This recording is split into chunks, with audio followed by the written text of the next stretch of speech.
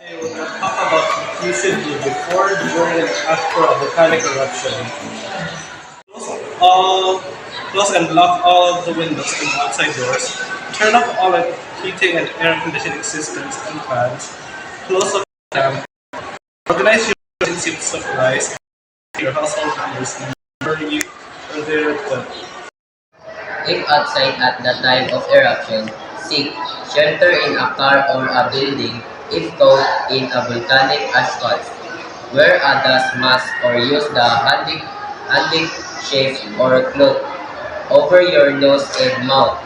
Stay indoors as the volcanic ash is a health hazard, especially if you have a respiratory difficulty such as asthma or bronchitis.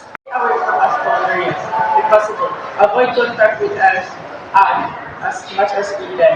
Keep your skin covered to avoid radiation from contact. Wear goggles to protect your eyes from us.